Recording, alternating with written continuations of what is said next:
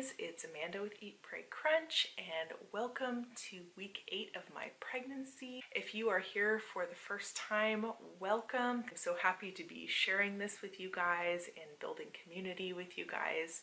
So if you guys are new around here, be sure to subscribe and hit the little bell next to the subscribe button so you can be sure to get a notification every time I put up a new video. So this week's update is a little different than last week's update. Last week I was talking about how I had my absolute death day. And thankfully this week I have not had any of those. I have been feeling surprisingly good again. I feel like last week was the worst of it, and after I figured out my whole keeping my blood sugar up thing, I've been feeling good since. Now, that's not to say that I am not still struggling with fatigue, because I am still struggling with fatigue, and it is really hard for me to, get the energy and the motivation to do things most days.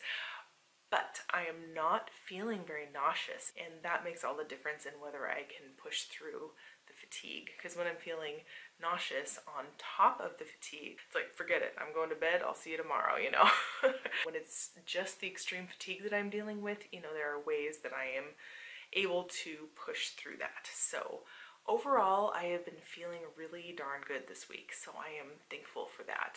So because I've been feeling pretty good, there actually isn't a whole lot to update on this week. So thankfully, unlike my last few updates, this will be a short one. This will be a nice short update. Main thing, like I said, is still the fatigue. That's still there, strong as ever. I am still trying to exercise every other day. I am trying to decrease my intensity just a little bit because I was going pretty hard before. But I'm trying to go for a little bit lower intensity for a longer time. So I was doing, a higher intensity for 30-40 minutes. And now I'm trying to do a little bit more of a moderate intensity and go for 50 minutes to an hour. So I have been doing that, and that my body is happy with that. It seems to be a good compromise for myself in this first trimester, and I intend to keep that up, and it still is helping with my energy when I make the point to exercise every other day as well. If you don't want to watch a video about TMI, don't watch pregnancy updates. Holy big boobs, Batman. Oh my god. So, the girls, yeah. I swear that at least 2 pounds of my weight gain are all in the chest area. This definitely happened with both of my other pregnancies as well. I know this is entirely normal. Even though this is my third child, it's still it takes me aback each time. Even though I know it's coming, it's just hello. And I've also been noticing that I am starting to get the blue veins on my body, and I know that's normal as well, just because you're having that increased blood flow. And I tend to have pretty visible veins as it is, but when I'm pregnant, holy cow, it's I have road map over my body. This week I actually pulled out my fetal Doppler, and I tried listening for baby's heartbeat this week. And I went into it knowing that this is week 8.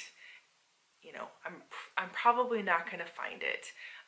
In my last pregnancy, I found the heartbeat at about 9 weeks, and so I was thinking, oh well, I've read some accounts of people who are able to hear it partway into week 8, and so I've tried for the last day or two, and I haven't been able to hear it. I know that's one of the downsides of having a home Doppler, is especially when you use it early, it can make you freak out a little bit because oh no, where's the baby's heartbeat? But I also know in my head it's normal to not find a heartbeat with a Doppler this early. I didn't until week 9 with my daughter, and some people don't until week 10 or 11. So I'll check in with you again next week to see, hopefully, fingers crossed, I will find it in week 9, which is only a few days away now. So I'm hoping, knock on wood. But I will admit that it did concerned me just a little. I was like, oh well, I can't hear the heartbeat, I hope everything is okay. And so me being the somewhat paranoid person that I am, I actually still had a couple of those pregnancy tests,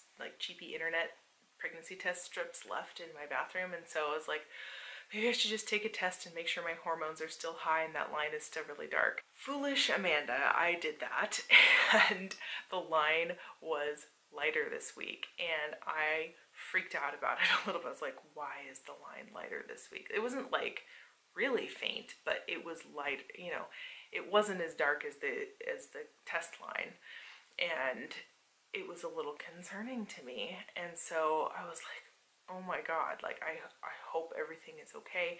So of course I went on to the Google and I looked up pregnancy test lines getting lighter at 8 weeks.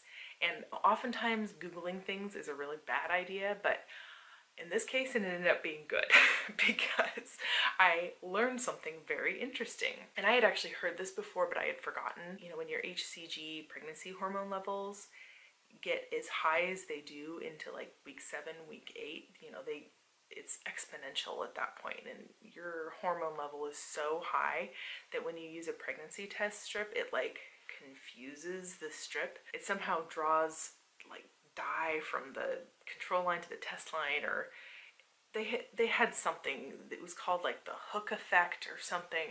I don't fully understand how it works. But they said one way you can test to see if that's what's happening is if you dilute your urine with half water. So it's half urine and half water. And oftentimes around this stage in gestation, when you take a pregnancy test with the diluted one, it actually will come out darker than the concentrated 100% P1.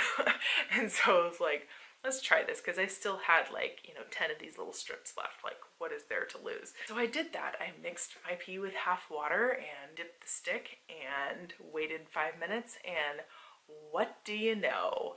Sure enough, it was way darker, which is so interesting to me. I'll actually put in a picture right here so you can see what I'm talking about. So yeah, that top one is the 100% pee, and the bottom one is half diluted with water.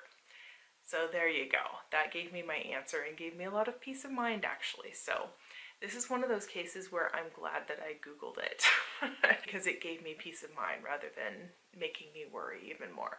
So that's good. That means that my pregnancy hormone levels are like really high. They're where they should be.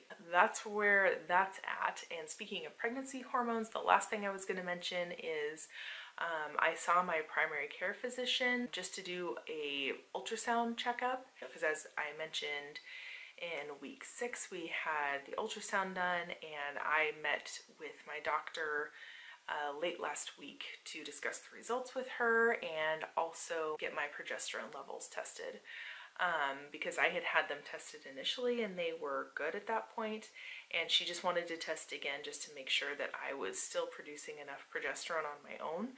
And the result came back from that, and she called me and said it is well within the normal range. You can choose to supplement with progesterone if you want to, but you are well within the normal range and you probably don't need to, which also gave me so much peace of mind. And you know, the last couple pregnancies I have used a progesterone supplement just because I had a history of miscarriage, and so it makes me feel good that I am getting through this pregnancy without having to do that. And I probably could have in the other pregnancies as well, but I just wanted to see this time if my body could do it on its own. And you know, she's been testing it just to make sure that it is, and had it been low, then obviously I would have gone on progesterone supplement. But I'm really glad that I am making it through this pregnancy without having to supplement progesterone. And I also think that might have something to do with me feeling so good as well.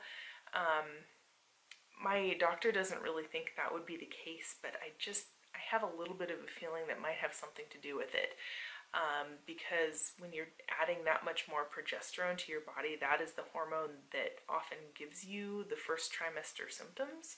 And so when you're adding that much more to your body, I feel like maybe that's partly, at least, why I felt so much sicker in my last pregnancies, and that the fatigue was like even more debilitating then. I mean, there's lots of pieces to the puzzle, but I think that that might be one of them. That's just my hypothesis. So anyway, that is it for this week. Like I say in every video, at the end of my pregnancy update videos in the end slate, I will have the corresponding video from my last pregnancy with the same corresponding week linked at the end of the video. It's really fun for me to go back and just compare. Anyway, thank you guys so much for watching.